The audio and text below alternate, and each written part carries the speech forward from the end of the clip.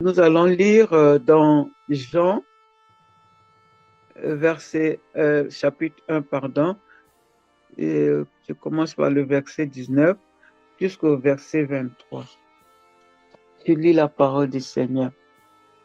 Voici le témoignage de Jean lorsque les Juifs envoyèrent de Jérusalem des sacrificateurs et des Lévites pour lui demander, toi, qui es-tu? Il déclara, et ne le nia point, il déclara qu'il n'était pas le Christ. Et ils lui demandèrent, quoi donc? Es-tu Élie? Et il dit, je ne le suis point. Es-tu le prophète? Et il répondit, non. Ils lui dirent alors, qui es-tu? Afin que nous donnions une réponse à ceux qui nous ont envoyés. Que dis-tu de toi-même? Moi, dit-il, je suis la voix de celui qui crie dans le désert. Par cette lecture, je voudrais donner un petit message en disant, en nous posant la question aussi, nous, qui sommes-nous? Là, Jean a reconnu, il a dit, moi, je suis la voix de celui qui crie dans le désert. Et nous, qui sommes-nous? La parole de Dieu dit dans Jean, verset 1, 12 à 13. Je vais lire. Mais à tous ceux qui l'ont reçu, à ceux qui croient en son nom, elle a donné le pouvoir de devenir enfants de Dieu, lesquels sont nés non du sang ni de la volonté de la chair, ni de la volonté de l'homme, mais de Dieu. Donc, est-ce que nous connaissons cette identité, cette nouvelle identité que Dieu nous a donnée en étant ses enfants? Est-ce que nous comprenons cette grandeur d'être ses enfants? Est-ce que nous prenons au sérieux ce pouvoir qu'il nous a donné? Mes bien-aimés, nous devons prendre au sérieux ce pouvoir car nous avons autorité. Avec ce pouvoir, nous avons autorité sur tout. Nous devons déclarer partout, à tout moment, montrer notre rôle en tant qu'enfant de Dieu. Proclamer la parole de Dieu. Montrer que nous sommes vraiment de Dieu, que nous marchons avec lui. Nous devons refléter la lumière qu'il nous a donnée. Quand il dit dans Éphésiens 5, 8, je vais lire. Autrefois, vous étiez ténèbres et maintenant, vous êtes lumière dans le Seigneur. Marchez comme des enfants de lumière. Et dans Jean 8, verset 12, il dit ceci. Jésus leur parla de nouveau et dit, je suis la lumière du monde. Celui qui me suit ne marchera pas dans les ténèbres, mais il aura la lumière de la vie. Donc, cette lumière que nous avons, nous devons la refléter envers nos familles, nos amis, nos voisins, pour leur témoigner Christ, leur montrer le bon chemin, leur montrer qu'ils doivent suivre Christ par nous. Ils doivent voir Christ en nous, nos comportements, notre façon de craindre le Seigneur. Et eux, ils doivent voir Christ en nous et nous suivre aussi Christ. Il est dit aussi dans Marc 16, versets 17 à 18. Voici les miracles qui accompagneront ceux qui auront cru en mon nom. Ils chasseront les démons, ils parleront de nouvelles langues, ils saisiront des serpents, s'ils boivent quelque breuvage mortel, il ne leur fera point de mal. Ils imposeront les mains aux malades et les malades seront guéris. Donc, nous devons saisir cette opportunité qui nous est donnée par Dieu d'exercer notre pouvoir en tant qu'enfant de Dieu. Dans Éphésiens 5, 9, je vais lire. Car le fruit de la lumière consiste en toutes sortes de bonté, de justice et de vérité. Voilà, donc, bien-aimés, nous qui avons le privilège d'avoir l'identité d'enfant de Dieu, soyons fiers de cette identité et exerçons cette identité, car nous avons beaucoup d'avantages en cette identité et exerçons cette identité partout. C'est notre carte d'identité. Nous devons la montrer partout où nous allons et puis aussi gagner les âmes en cette identité par rapport à nos comportements. Nous devons exercer cette identité pour ne pas plaire aux hommes, mais à Dieu, plaire à Dieu qui est notre Créateur et non aux hommes. Voilà mon message. Que Dieu nous bénisse tous. Shalom, shalom. Amen, amen. Amen, amen, gloire à Dieu. Je vais aussi partager. Je vais partager sur le thème élevant les autres ou soutenant les autres ou travaillant pour l'élévation des autres ou pour que les autres puissent briller, travaillant pour que les autres puissent devenir sel de la terre et lumière du monde. Alors, pour cela, nous allons prendre Luc 5, versets 1 à 11. Que Jésus sanctifie sa parole. Je vais lire. Comme Jésus se trouvait auprès du lac de Génézareth et que la foule se pressait autour de lui pour entendre la parole de Dieu, il vit 2 barques au bord du lac. Les pêcheurs en étaient descendus pour laver leurs filets. Il monta dans l'une de ces barques qui était à Simon. Et il le pria de s'éloigner un peu de terre. Puis il s'assit et de la barque, il enseignait la foule. Voilà, prenons une pause. Donc ici, nous voyons 2 images. Nous voyons que Simon, il y avait 2 barques. Donc Jésus-Christ, il vient au moment où les pêcheurs revenaient aussi. Donc ils ont pêché, ils n'ont rien trouvé. Donc il y avait 2 barques. Et du coup, les pêcheurs lavaient leur filet. Donc malgré qu'ils n'ont rien trouvé, ils lavaient leur filet. Et c'est à ce moment-là que Jésus-Christ vient. Et il y avait une foule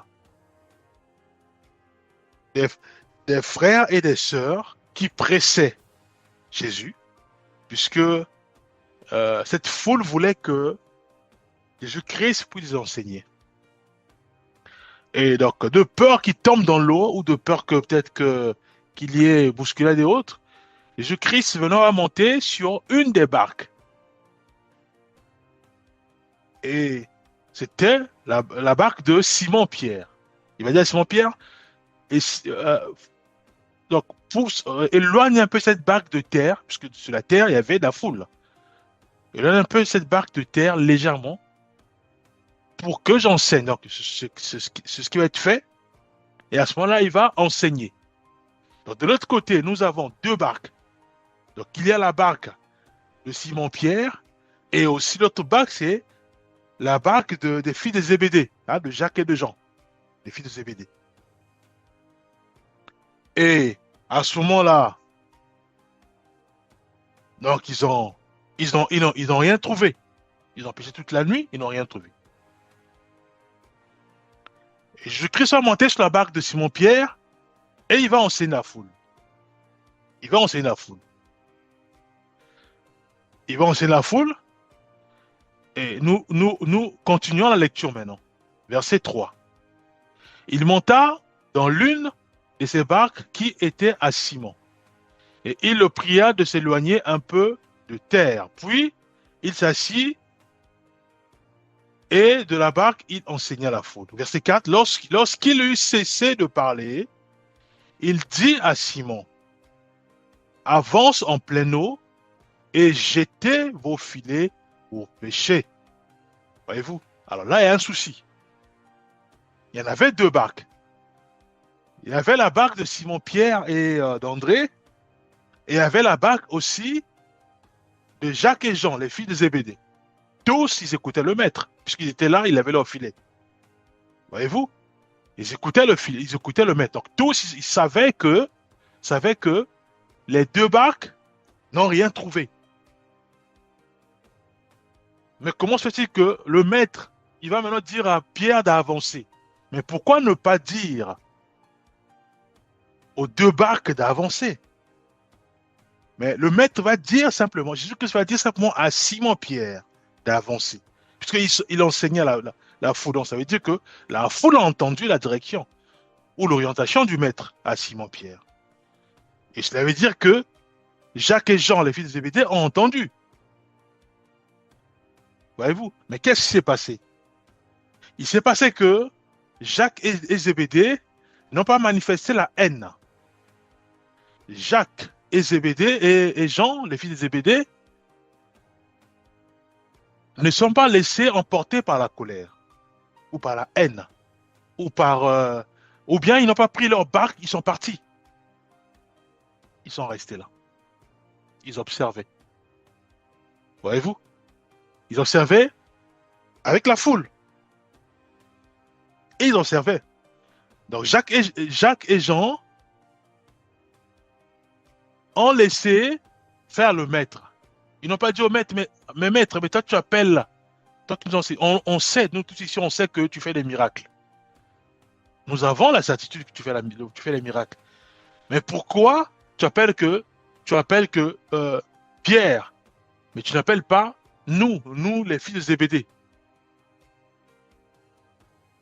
Voyez-vous? Pourquoi tu n'appelles pas nous? Ils n'ont pas dit ça. Ils ont laissé faire le maître. Jacques et Jean, les fils de Zébédée, n'ont pas pris leur barque, ils sont partis. Non.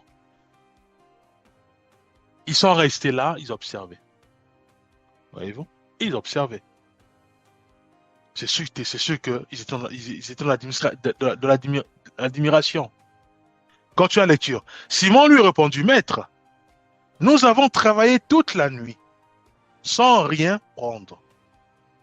Mais sur ta parole, je jetterai le filet. Voyez-vous? Verset 6. L'ayant jeté, ils prirent une grande quantité de poissons. Et leur filet se rompait. Ils firent signe à leurs compagnons qui étaient dans l'autre barque, de venir les aider. Ils vinrent et ils remplirent les deux barques au point qu'elles enfonçaient. Prenons une pause. Ici, ça devient intéressant. Voyez-vous?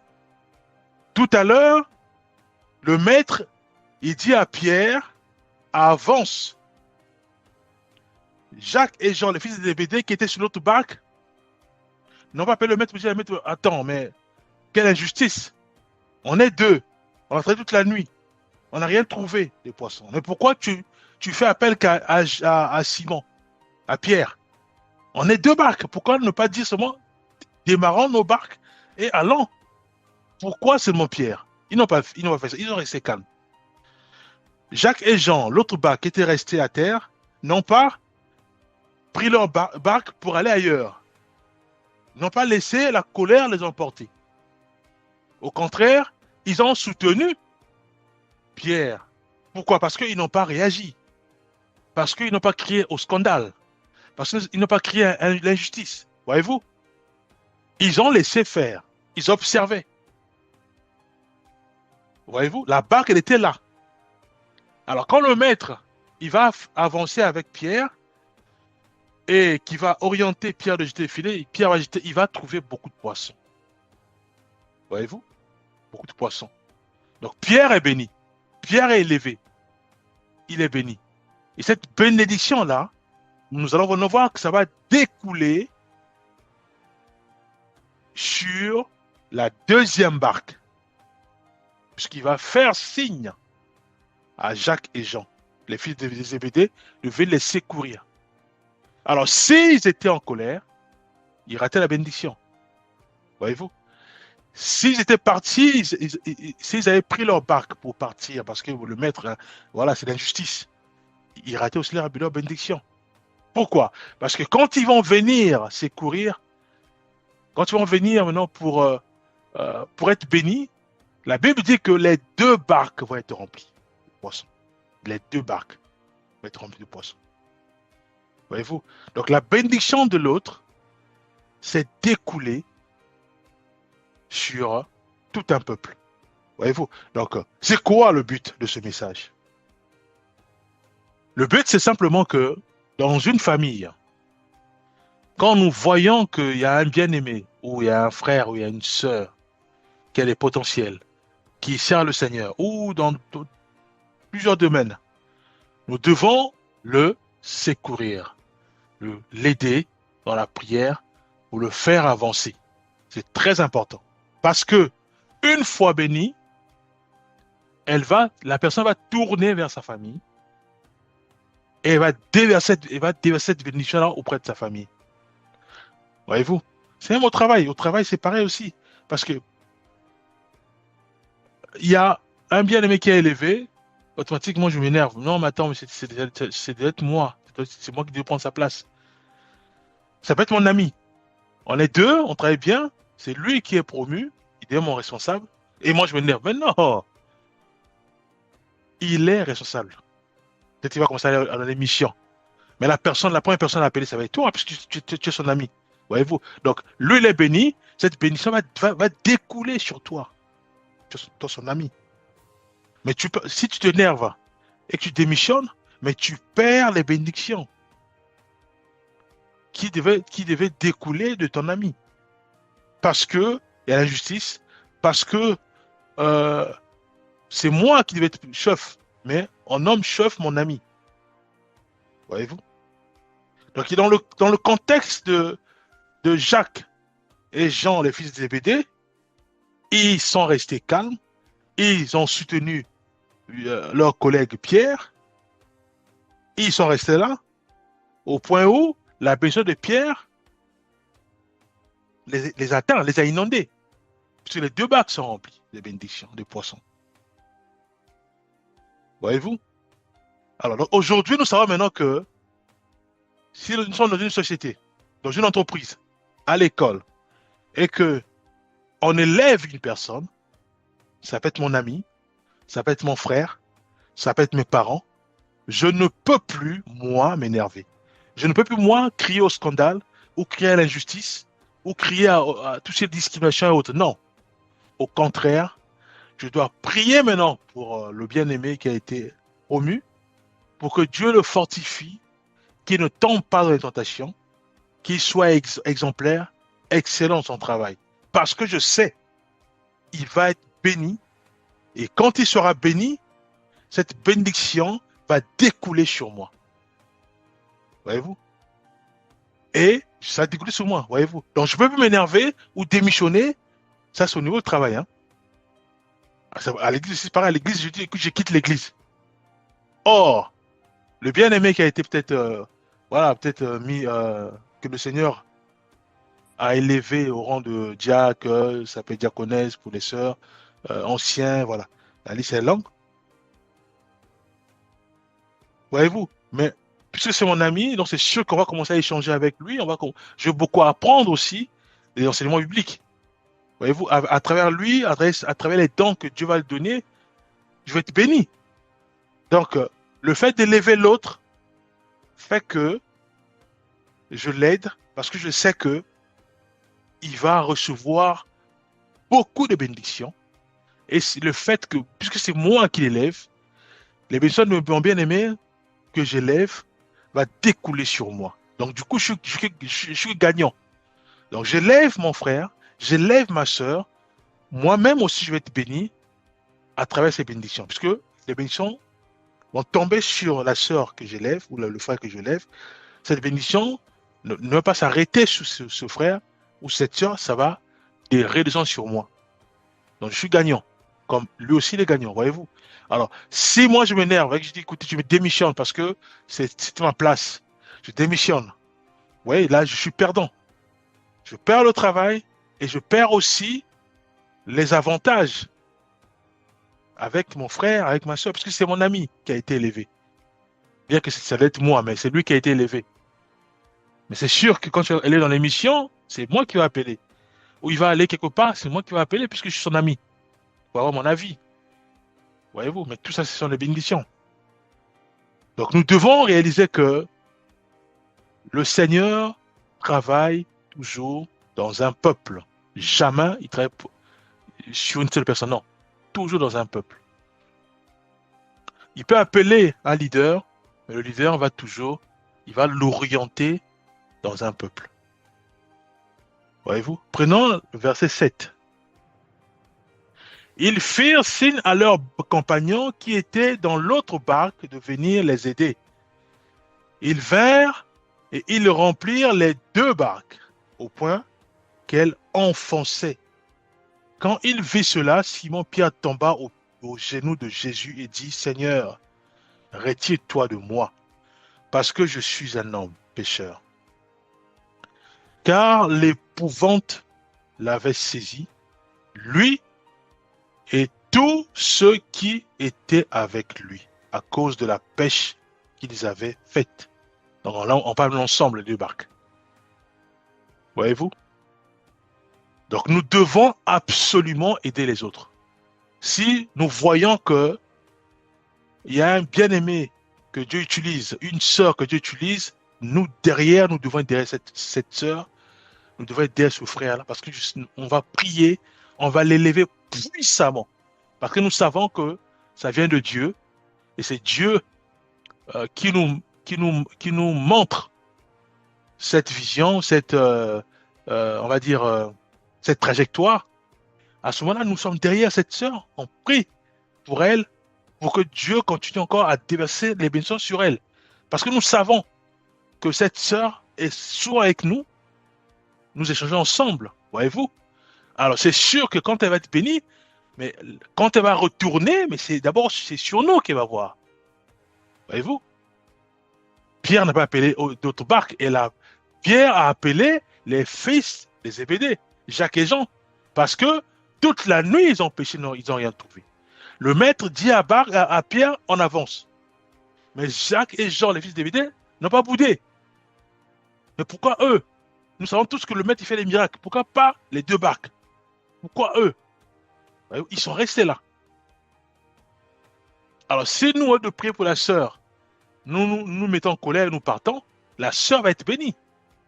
Mais nous ratons la bénédiction. Voyez-vous, Jacques et Jean n'ont pas pris leur barque pour partir. S'ils partaient, ils rataient la bénédiction. Ils sont restés là. Et dès que Pierre a été béni, Pierre, il retourne, il ne voit pas d'autres pécheurs, il va aller voir directement ses compagnons. Jacques et Jean, les fils de Zébédée. Il leur fait signe de venir. Et dès qu'ils arrivent, eux aussi sont bénis. Les deux barques remplies. Voyez-vous? Donc nous devons, même si c'est à l'entreprise, si je suis avec un ami et que l'ami, il a été promu, c'était moi, mais c'est lui qui a été promu, je ne peux pas me mettre en colère. Non. Je dois au contraire continuer à le soutenir, parce que je sais que c'est mon ami. À le soutenir, et quand je vais être béni, cette bénédiction va découler sur moi. Sur moi, je vais être béni. Voyez-vous, ça peut être à l'école, ça peut être dans le quartier, ça peut être à l'église, ça peut être partout. C'est Dieu qui fait ainsi, c'est Dieu qui choisit.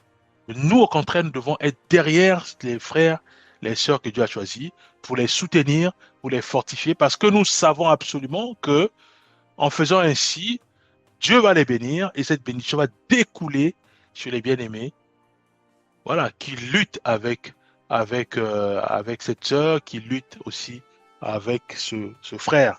Voyez-vous?